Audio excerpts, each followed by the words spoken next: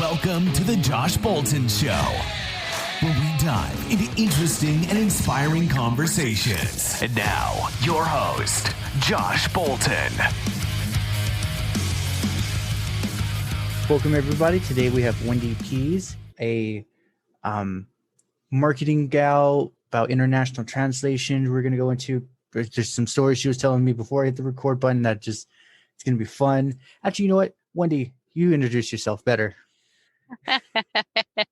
Oh, I'm happy to, Josh. There's so many different ways you can go. So yeah, I'm owner and president of Rapport International, where we connect people around the world across languages and cultures.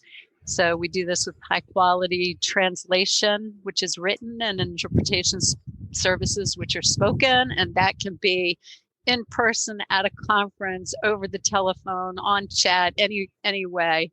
And then written can be websites and brochures and contracts and, any written communications that need to happen. So I'm also the podcast host for the Global Marketing Show, where we interview guests that have experience with global marketing. I get all sorts of fun stories on that. And I am a recently published author of The Language of Global Marketing: Translate Your Domestic Strategies into International Sales and profits. So I wrote the book because a lot of companies are interested in leveraging the internet to build their business, and they'd like to go into other markets. And there's such a huge opportunity that the book's a roadmap on how to do it. Plus, it's loaded with fun stories because, as you know, anything cross languages and cultures can get really interesting. Really quick, too. Yes. Yeah. So then tell me more about the services. Is it like a SaaS where you like Google Translate, you run it, or is it you do have people in that region translating for you? Oh, ouch.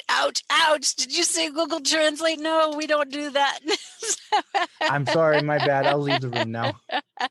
No. It's a good question because that's what so many people ask. So I have a big reaction to it. So I am clear that if you get an email or you're traveling for fun and you need to translate something, sure, go ahead, use Google Translate. It's fast and free, and you don't have any liability for using it, except for maybe a little embarrassment or a few laughs. But if you're doing anything that has the ability to affect your bottom line, so it has to do with marketing or liability or your company face or anything important, you still need to use a human translator. And so we provide humans not only that specialize in a certain geographic area, like you wouldn't use a Haiti French speaking person for a translation for Paris or France, because the Haiti French is different, just as you wouldn't use a Parisian French editor for something in Haiti. You have to have that right cultural adaptation. So we have all humans that are doing our translation. The technology that we implement is a translation memory. So say you ask me to do a translation and we do it once, and then you have another document that half of it is the same copy, but half of it is new. We can go back into our translation memory and pull up what was already done and then add in just the new stuff. So that makes it much more efficient. Plus, it's better for the company because you have consistency of terminology. That's interesting and good to know. Yeah, I've used Google Translate, and it was something silly, and it pretty much translated to, like, I was saying, "How was your chicken?" Because it was a person I was talking to that was a farmer, and it said something crazy like the sumo wrestlers in your yard. Oh my gosh, that's fantastic. If anybody ever gets something like that, please send it over to me, because we're real big on social media and blogging and educating. And so when we get those funny ones, we like to share them as examples of what can happen.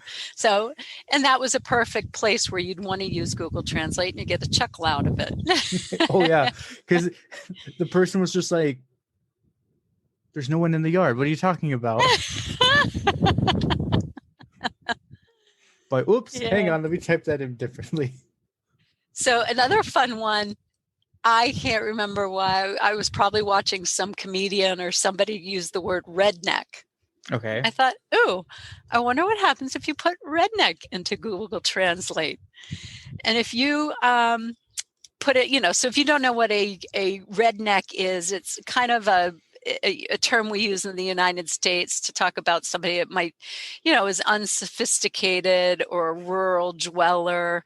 It's not really a farmer, and rednecks are proud to be rednecks, say, oh yeah, I'm a redneck, but it's got a little derogatory in it. Well, when you put it into Google in Spanish, it comes out as white peasant. It's not wrong though. Now it kind of captures kind of captures it, but it doesn't get the whole meaning. In German, it comes out as farmer. Okay. Yeah, and there was another language, I just can't remember which one, that came out as backwards. Backwards? Backwards. So redneck equals backwards in the translation.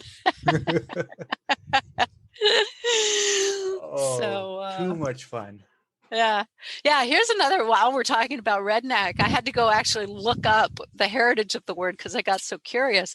So many times we think that it comes from, farmers working out there and they get the back of their neck burnt red from working in the sun. Right. But that's not actually where it comes from. Interesting. Yeah, it comes from the miners when they were trying to organize for better protections.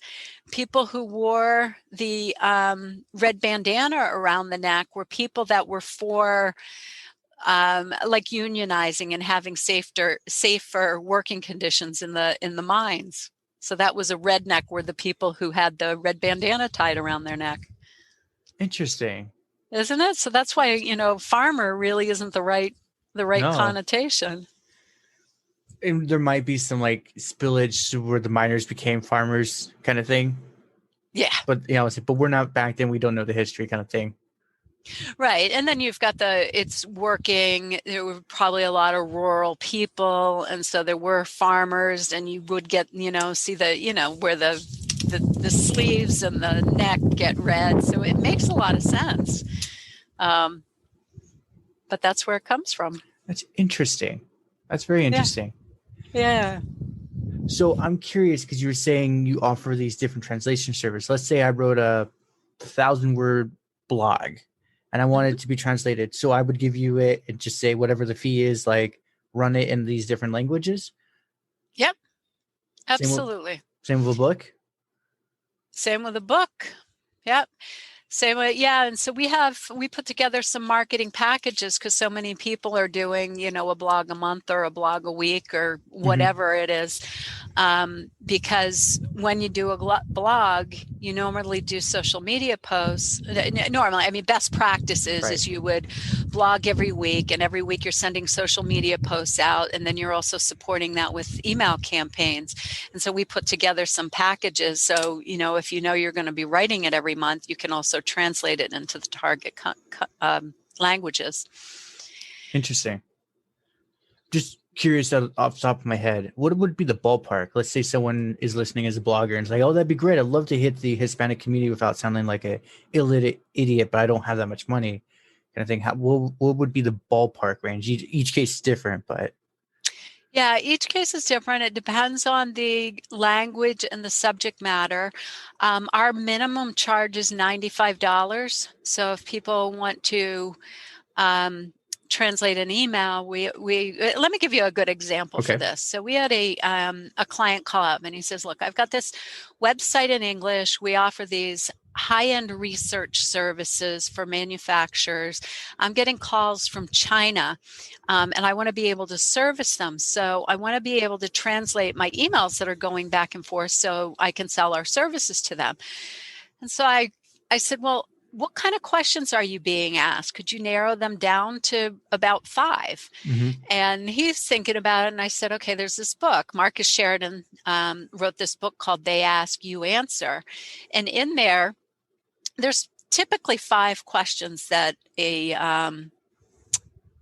new client will will ask. And if you have those answered on a blog or on your website, then they can go through the whole buying process.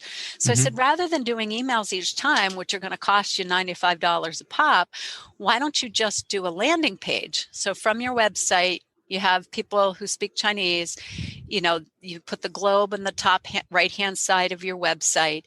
Underneath there, you translate the languages, and then they can click to Chinese, that's written in Chinese, and go to this landing page, and it answers the 5 questions. So rather than them having to reach out to you and you respond and want to do it quickly by translating emails and $95 a pop, you can spend, maybe a couple $100, answer all 5 questions, put it up your website, and then you can use that content over and over again.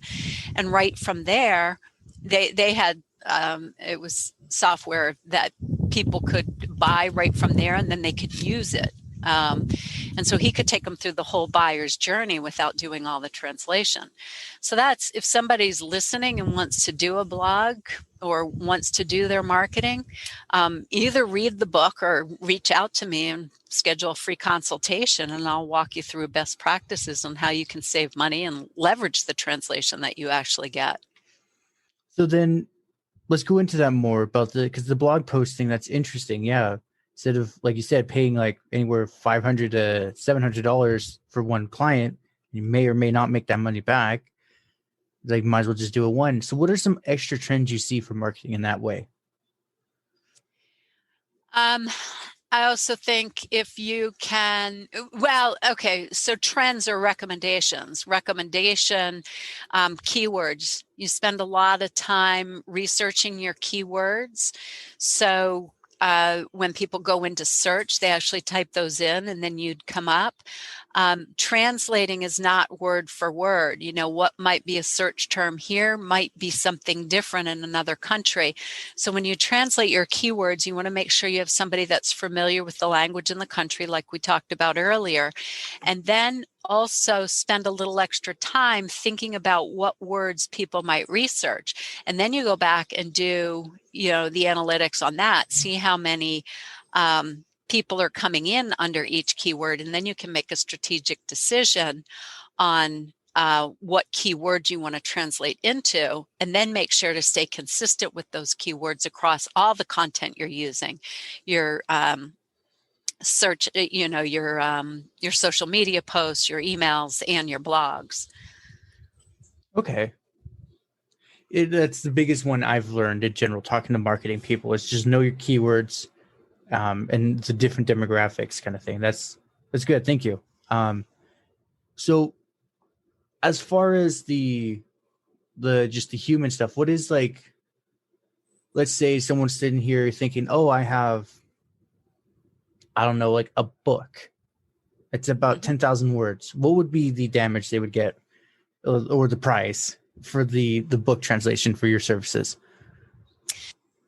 So it's interesting on how you're looking at it. I mean, I never quote right off like a general thing because it's too hard. I mean, I don't know what the book's about. I don't know if you have graphics in there with embedded text. I don't know what the word count's going to be. It could be 20,000. It could be 100,000.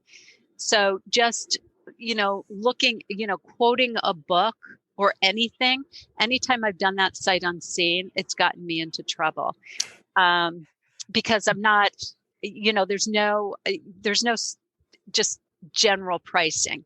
And so in the industry, a lot of companies have gone to a price per word. And then the consumer, the client, if they're not careful enough, they may go for the low price per word, but they get project management fees added on, quality management, and a lot of other fees. And so we did a research study a few years back to look at this, because when we lost deals, we heard that we were higher cost. And we're like, this just doesn't make sense from what we're hearing in the industry. And so we did this analysis and we got back that our per word price seems more expensive, but we come with a fully loaded cost per word. We have 100% guarantee on our quality. We have 100% on time rate. We do linguistic matchmaking where we're making sure to match whoever we assign at the beginning. to do any other projects for the client, so they keep that consistency of voice, which is really important in marketing. And the other companies were quoting a lesser per word price, but by the time you added in all the other fees, and it was pretty complex math to figure it out and break it all out. So there's some tricky pricing in there. We were all coming up in the general range of a fully loaded cost per word. But the price, I mean, if you're talking about a Russian or Japanese translation, a Hindi translation, they're going to be more expensive. Spanish is going to be less expensive. You've got the German, Italian, European languages in the middle. It depends on if there's layout involved. We did a proposal for the Canary, what was it? The Astrophysics Institute of the Canary Islands. And so it was highly, highly technical. That is really technical. Yeah, that is a very unique price because it's like, damn. Right. So you've got to have somebody who's an engineer that is fully bilingual in the two languages able to do that. When we've done patent applications, so if you have a book that's about some chemical process and it gets into a lot of formulas, I mean, it's not just a German and English translator you're looking for.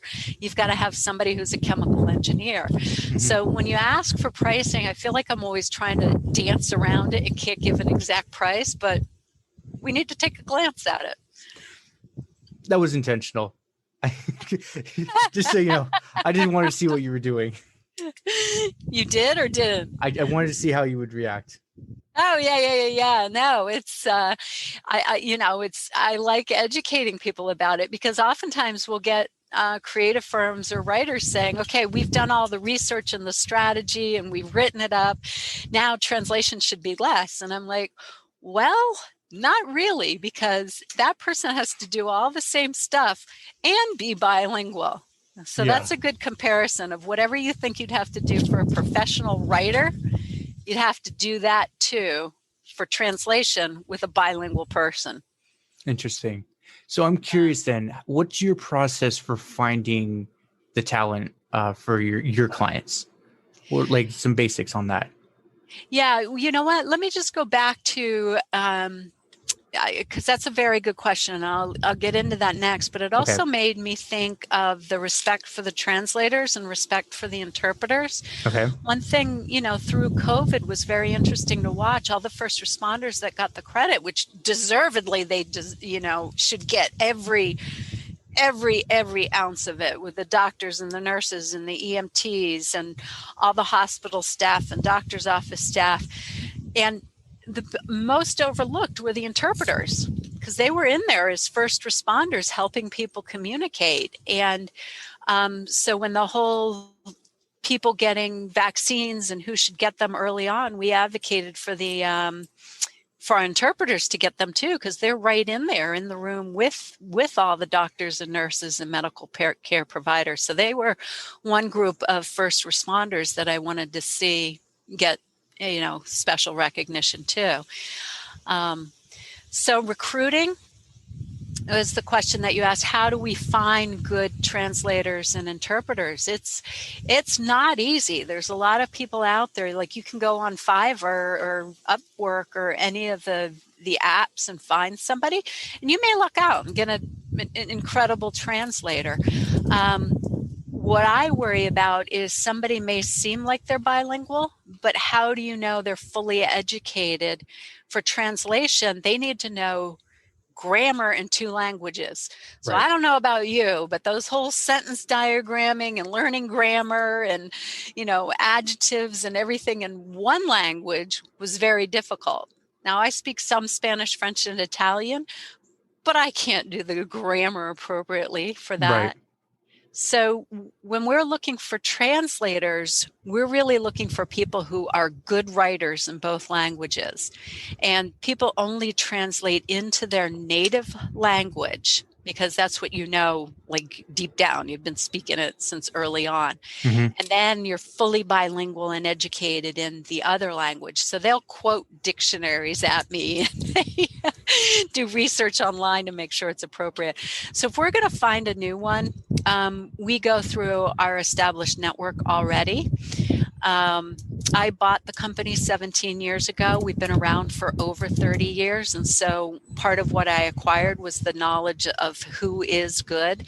We're still working with all of the people that were originally working with the company. And then we bring new ones on by trying somebody out and then having them reviewed by somebody that we trust. And so we can see by the number of edits that go on as to whether they're how good they are. So that's for written translation. For spoken interpretation, we have a whole testing process that we put people through. And we want them to have gone through an interpreting certification class, because that teaches them where to stand, how to handle it if they're in a difficult situation, how to repeat exactly what was said, what to do if they don't understand what was said, how to ask for clarification. So they're never supposed to have a one-off conversation with either side that they're working for. They're just a conduit. So we look for people who have been trained, experienced, and then we put them through our testing program to make sure that they understand things. We look at their professionalism, and then we keep track of all the feedback we get on them to make sure we're always sending out good people. That's awesome. So wait, then I'm curious where you're saying that. Could I call you and say, hey, I need a local translator in California for Spanish? Could you send me one? Yeah. So that would be an interpreter, because that's a person going out. So yes, we have a strong presence in New England and Nebraska and other places. We've sent interpreters all over the world. So depending on your need, yes. That's okay. Yeah, and we also have telephone interpreting. So if you're here and you want to talk to me here and we don't speak the same language, we could dial up right now if we have an account set up and dial a toll-free number. Operator answers. I say, I want a Spanish interpreter. I give my account code, and within 20 seconds, we've got somebody on the line that can help facilitate the conversation. That's so cool. Yeah. I never thought of that as a service in general. That's amazing. Oh, it is so fantastic. And you just pay for the minutes that you have somebody on the phone. You don't have to, there's no monthly charge. There's no setup fees. So we have a lot of legal aid and doctor's offices and dentist's office and legal offices, some businesses, all sorts of people who want to communicate. And I think a huge untapped market is the Spanish-speaking market in the U.S. If you're in an area where you have Spanish speakers, if you have any kind of local business, you just put a sign up there saying, hola, or, translate, we service Spanish speakers, or bienvenidos, or whatever, and bring people in. There's so much that you can do without having to spend a huge expense that can make people feel welcome. And the number of Spanish speakers in the U.S. is the second largest population in the world. So Mexico has the largest number of Spanish speakers, then the U.S., then all the other Spanish-speaking countries. So you don't even have to leave the United States to target Spanish speakers and build your business. That's actually super funny you bring that up. So I do martial arts, and one of the guys I train with is a State Farm insurance agent. And it was just one of those, I told him, like, hey, you're doing really well. What's your secret? Because literally there's 3 State Farms around you, like other agents. And he's like, I only service Spanish speakers. He's like, I don't know Spanish. I just hire people who know it, can tell me what they want. That is brilliant. Brilliant. I'd love to talk to that guy. Right? Can you connect me afterwards? Absolutely. I'd love to tell his story on a blog or an interview or something. Yeah. And it was just one of those, he just being a businessman, like, do you know Spanish? I'm like, no, you can go. Kind of thing. Yeah. You do all your documents, and all those Spanish speakers need need insurance. They're here in the United States. They need American insurance. And so you make it easy for them. And then the whole network. Everybody's going to tell, you got to go here. They like Spanish speakers. You got to go to this guy. He may be white, but man, is he going to hook you up kind of thing. Exactly. And yeah, that was the whole thing for him. Cause he's like, cause we're in California. He's like, he said in a more polite way. He's like, there's more Hispanics than us white people, and they are much harder working and more smarter than us kind of thing. Yes. He's like, yet they're trying to approach a white guy like me who doesn't know anything for their business. And it's like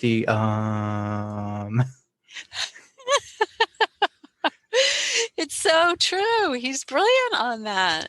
I mean, you don't know how many times I've suggested to people to do that, particularly like insurance agents, local stores. Yeah, that's where he told me, he's like, his marketing is word of mouth. He doesn't even have, he's like, sometimes he'll do direct mail, but he's like, because they're all so excited that I can speak their language, I can interact with them. He's like, or he had someone that would work with him. So like, he's like, I just kick back. I get like 6 clients a week kind of thing. And this is great. Yeah. Yeah. And that's it. And so there's a lot of pockets of places with languages, like in the town next to me, there's a huge Brazilian Portuguese population. So right there, if you just targeted the Brazilian population, in Boston, there's a bunch of Russians, and Lowell, there's a bunch of people from Khmer, so it's just take a minute and think about who's around you if you have a local business, and add a little bit. And if you can't hire somebody that's bilingual, then use the telephone interpreting and translate your documents, and you can do everything with anybody, whatever language they speak. And like you said, word spreads around that community because it's a huge network, and you'll have the leads coming in. Yeah, you just have to kick back, and you just got to make sure your translator agent is there to handle it, and you're good to go. Yeah. Yeah. So I'm curious, I'm still thinking that, and you said it too, is the speaking. What's your cost per minute then? That's $1.35 per minute. That's actually really reasonable. Yeah. Isn't it? That is. Yeah. $1.35 per minute. You have a 10-minute call with somebody. It's $10 to $15. And that client could be worth so much more because you translated it correctly. Oh yeah. You put them on an insurance policy that they renew year after year after year. And that's another thing that's so important to keep in mind is the increasing wealth of the immigrants in the United States. I mean, a lot of the publicity is, illegals that come in, but that's not the statistics. The statistics are people that are coming in are highly educated, highly motivated, good wage earners, and they have disposable income. So particularly, if you can service them, and typically Latinos are very brand loyal. They don't tend to go for generics as much. And so you've got a hot market there. No, that was another thing he was telling me. I'm actually impressed you brought it up, because he said, I go for loyal customers. He's like, this whole hot in the pan. Oh, I can get an extra $50 off a year. He's like, I don't want those customers kind of thing. Because in 2 years, they're going to come back and then they're going to leave. He's like, I specifically pick my customers the way they are. Because like, one, big insurance, mainly they're just low maintenance. They call me like, hey, Tony, my house is flooded. It's like, all right, I'll send you your money kind of thing. And he's like, and then he's like, that's it. They never try to go figure it out. They're super loyal to State Farm kind of thing. Yeah. Yeah. And that could also be, that's a little bit cultural. Yeah. And so where Latinos tend to be loyal to family and friends, you pick up those kind of clients. I'm completely generalizing there. Right. If you look at trends and cultures, I'm pulling from there. It's one of those, I actually had this conversation with a lady in the Philippines, and she said the same thing. She's like, generally speaking, yes, Filipino workers are hardworking, they're loyal. But she's like, she kind of pauses and like any culture, there's always that one little POS that's going to mess everything up kind of thing. Yeah. Uh-huh. Yeah. Yeah. So the opportunity just here in the United States is huge. If you've got something, even like a restaurant, put a welcome sign up there that is in other languages, but then also think about, do you have a special salsa or chocolate sauce or, any kind of thing that you could sell internationally? Then bottle it up, put the appropriate labels on it, put it on your website and get it out there. Because if people really like it, they're going to want to go and be able to buy it and order it to come home. Absolutely. Yeah. And especially if you speak their own language and they don't have to have like the two translating things going off at once. Yeah, they would totally be loyal. Yeah. Yeah. Yeah. So say you have a chocolate sauce that is really popular. Then put a website up there and put a little translation on there and pick up, whatever country, just doing it in Spanish, you could sell to the US population. Then you've got Mexico, and then you've got all the other countries around. And Amazon's amazing.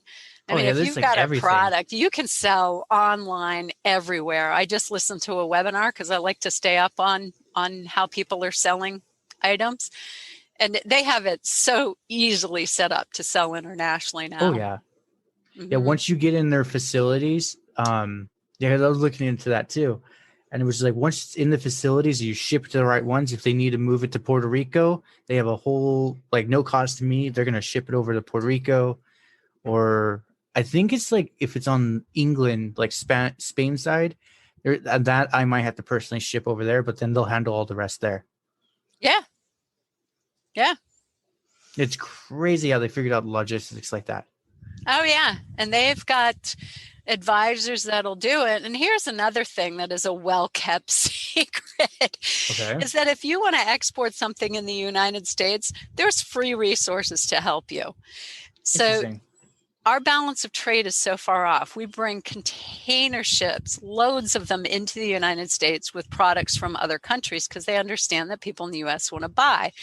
Well, what people in the U.S. don't realize is that people internationally want to buy goods from here, and those container ships are empty. So the federal government has allocated resources, both people who will consult with you for free and grants that will help with your translation or your strategy or doing your website to help you sell internationally. So you can go to our website, Rapport, RAPPORT, translations.com, and look for the little search icon on the top right. Type in grants, and it'll bring you to a page that will list out all the contacts in all the states. It has email, phone number, and name. You can call into them and say, hey, I'm interested in getting a grant or some help and selling internationally. Pick a country or ask them, where should I go first? And they'll consult with you for free and then tell you how to apply for a grant. That's awesome. I did not know about that knowledge at all. Well, you already have I want to say, I'm going to definitely be visiting your site after this. Yeah, actually, that's super interesting. So one of the other entrepreneurs at the Miami Martial Arts Studio, he sells scrap, but specifically to China. Mm-hmm. But with all the recent sanctions, he has a Malaysian contact. So he actually sends it to Malaysia, then to, wow, I just hit my mic there, then to China. And he was just telling me, he's like, it's super cheap. He's like, complicated formula, but he's like, essentially, my Malaysian contact knows English really well. He knows Chinese really well too. I just give him an extra % off, and he does all my work for me. And he's like, there's so many people in China that want our scrap, but they don't know how to talk to us for it. Kind of thing. Yeah. And another brilliant thing, when you hear people saying, oh, China's going to eat our lunch or China's going to take over the world. You know what? If you've got a product that you can sell in China, sell it over there. And then you're bringing Chinese money into the U.S. so we can continue with the development and the research and the creativity and all the stuff that we're really good at. Absolutely. So, yeah. It was just one of those, I jokingly asked him, like, so how did you figure all this out? And he's like, well, I've been in business for like 40 years. He's like, and then I was like, I was traveling the world before it was a thing. So he's like, I built relationships 20 years back. So now they're just like, this is their son just talking to me. and they're like, oh, we have to be loyal so and so. Oh my gosh. Again, the loyalty. Yeah. Where, cultures come up on a scale of transactional to loyal. And people in the US, I want to say Americans, but it's an offensive word to other people because Canadians are also American. And, people from South America are also American because these are the Americas. And so it's the only term we have. But that's why I keep saying people from the US. But here we're very transactional. So we can meet somebody, we jump right into business and we want to solve it and we can negotiate right off. So many other countries, you have to build the relationship first. They need to trust you before they're going to do business with you. And so you do more personal talk, you do spend more time getting to know each other. But then when you build that relationship, they're much more loyal. Oh, yeah. Yeah. There was one guest I had on and it was super... he was a character in and of himself, but essentially that was the big thing on how he built his business. Cause I guess he's like a liaison for like the rich people. He gets, what if they want to go to like get married at the Vatican, he'll get them in kind of thing. Oh, cool. So, but that's what he said. He's like, I build relationships before I do anything else. He's like, if I can't literally do, well, I take this guy to the pub and drink with him tonight. If you don't pass that, I ain't working with you. And I'm like, that's interesting. Yeah. Right. I did an interview with a guy who was living in Vietnam, and he said there he's met people that they won't do business unless they could go to the bar and get drunk with you. Like they didn't trust you unless they could get drunk with you. I'm like, oh boy. I could go to the pub and have a drink with you, but I'm not sure I want to get drunk. Well, that's a lot of cultures. I knew a guy who did business in Japan. And literally, they would just line up, sake shot. There you go. Another one. And he's like, I was gone. He's like, I don't even remember the deal. Somehow I had the signed contract and I'm in my apartment. Oh, my God. But he's like, that's their culture, though. They're like, you have to, if you're willing to keep up with us, we'll keep up with you. Yeah, right. And then I've heard from, back on the Global Marketing Show podcast when I mentioned the other interview, this one was from there too, when somebody said when they were over in China doing business or Japan, that they have a rotating team. And so you're there for 7 days, but there's different people taking you out each night. So you're out 7 days. They're out maybe once or twice in that cycle of a week.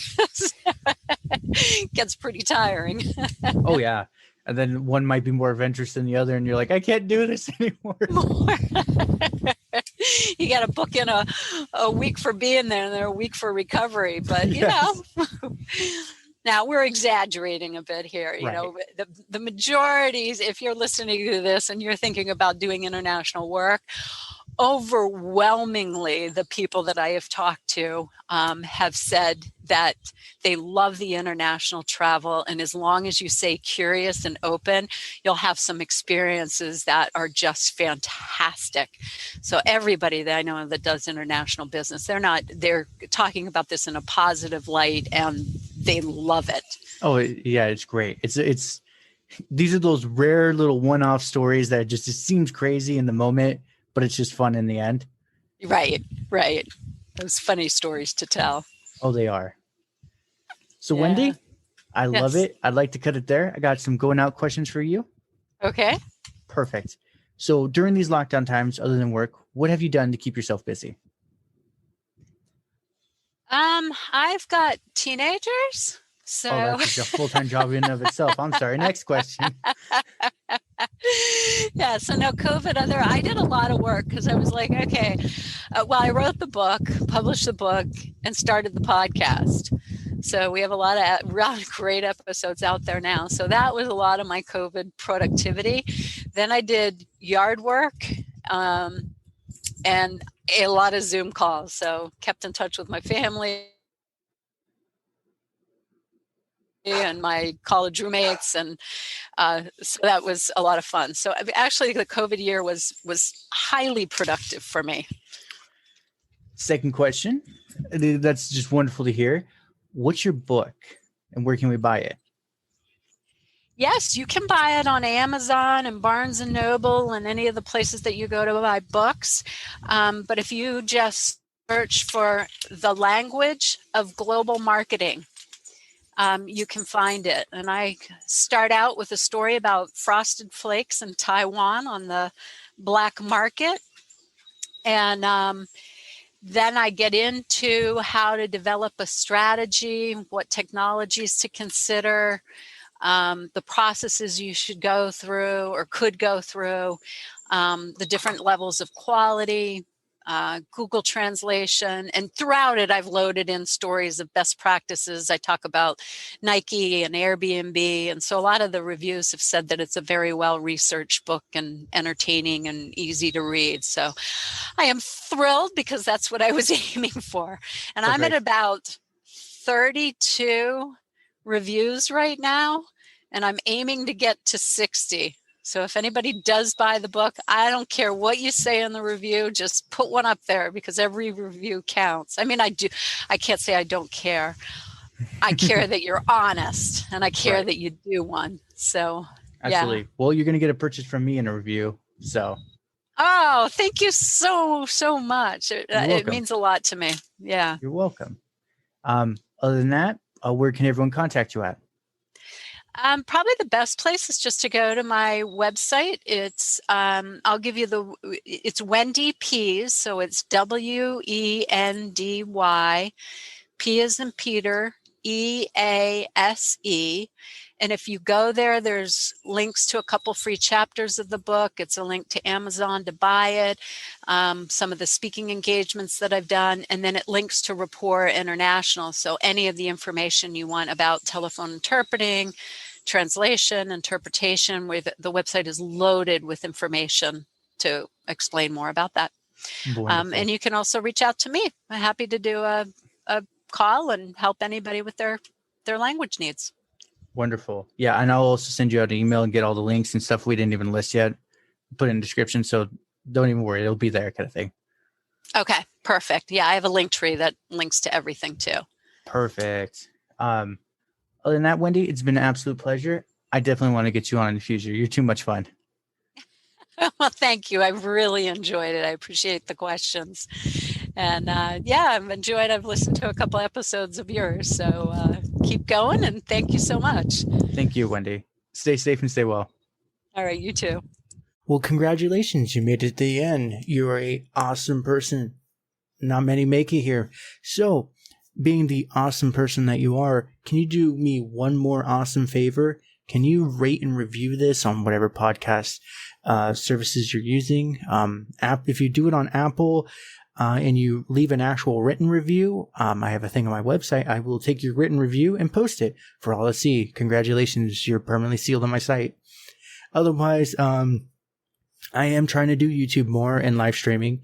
I will try to put as many of the YouTube links in the description of the show as I can.